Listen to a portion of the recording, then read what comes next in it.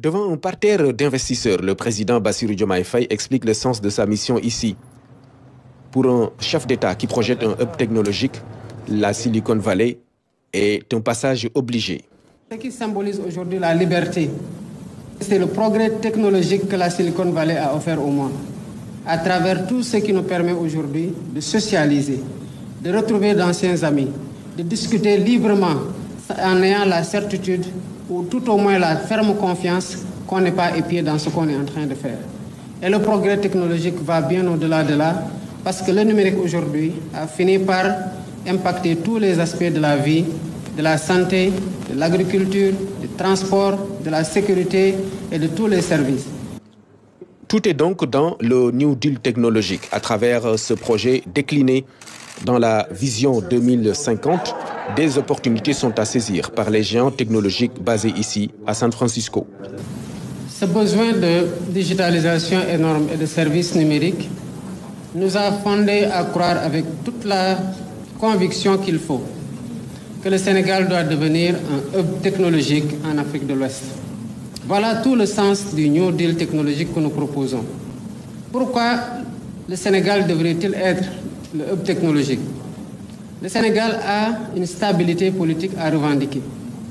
Le Sénégal a une réglementation qui permet aujourd'hui d'accueillir un investissement privé dans le cadre du numérique.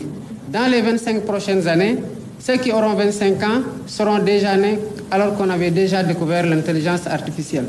C'est des jeunes qui seront, quoi qu'il en soit, hyper connectés.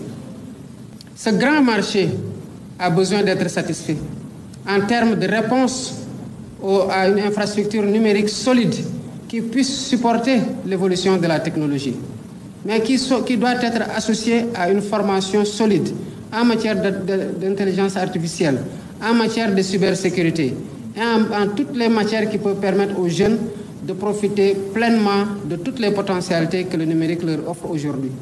Le Sénégal a besoin d'infrastructures qui accueillent les chercheurs africains, comme des supercalculateurs puissants qui vont leur dispenser des demandes de visa difficiles sans lesquelles ils ne peuvent pas venir en Europe ou aux États-Unis pour faire leurs recherches. C'est un marché de chercheurs qui doit s'offrir à toute la sous-région, forte de 400 millions d'habitants et certainement de 800 à 1 milliard de personnes à l'horizon 2050. Le Sénégal regorge de talents dans le numérique. Certains ont d'ailleurs fait le déplacement.